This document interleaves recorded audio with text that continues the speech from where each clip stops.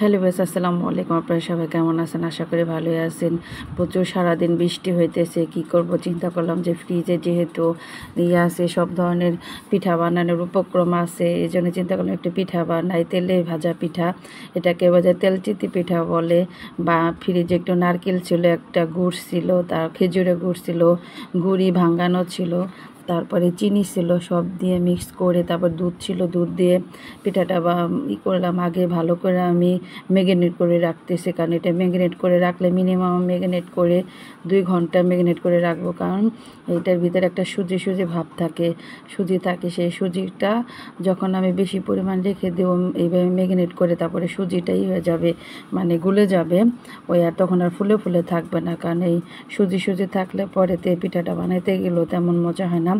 আমি লাস্টে যখন আমার ম্যারিনেট করা হয়েছে, আমি লাস্টে পিঠা বানানোর আগে এই দুধ দিয়ে দিচ্ছি, কারণ দুধটা দিলে পিঠা দেখতেও সুন্দর হয়, সাদা হয়, খেতেও সবচেয়ে বেশি মজা হয়।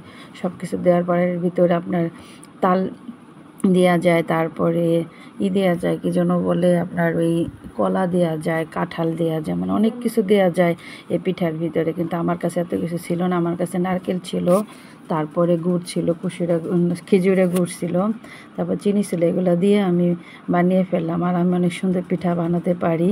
আর অনেকগুলা পিঠা হয়েছে।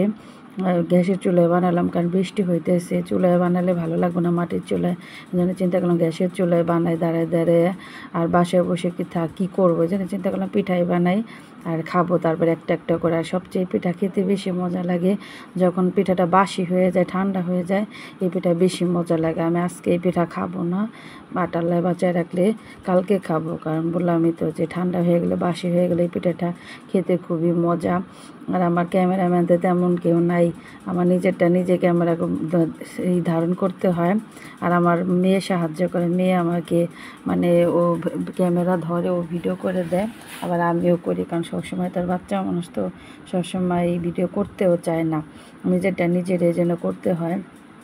আর এখনও যে পিঠা বানাইতেছি, তারপরও প্রচুর পরিমাণে বৃষ্টি হইতেছে, আর একটা একটা করে পিঠা বানাইছি। পরে চিন্তা করলাম যে 3টা করে বানাই, মানে ছোট ছোট করে 3টা করে বানাই। পরে আমি ছোট ছোট করে 3টা পিঠা বানাইছি, কিন্তু 3টা বানাইলে মানে বেশি সুন্দর লাগে না, মানে কেমন জানি লাগে। একটা একটা করে বানালে সবচেয়ে সুন্দর হয়, এবং কি পিঠাটা সুন্দর তেলের ভিতরে ভিজতে থাকে।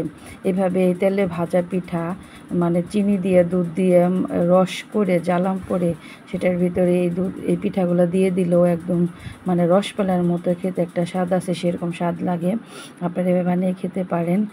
আর আমার কাছে সবচেয়ে প্রিয় পিঠা হয়েছে, মানে তেলে ভাজা পিঠার ভিতরে হয়েছে সবচেয়ে বাগান পিঠা, তারপরে আপনার মুগশালা পিঠা আছে, এগুলো আমার কাছে খেতে ভালো লাগে। আর এই যে এই পিঠাটাও খেতে ভালো লাগে, এই জন্য বানালাম। আমি আবার মিষ্টি জিনিস একটু কম খাই, ঝাল জিনিসটা একটু বেশি খাই।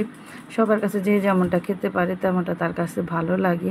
আর আপনারা সবাই ভালো থাকবেন, আর আপনারাও বাসায় বসে পিঠা বানিয়ে খাবেন, খুবই মজা। আর আমার যে পিঠাগুলো বানানো হয়ে গেছে, অনেকগুলা পিঠা হয়েছে, আর পিঠাটা খুবই মজা হয়েছিল, এই জন্য একটা আমি খেলাম। সবাই ভালো থাকবেন, আল্লাহ।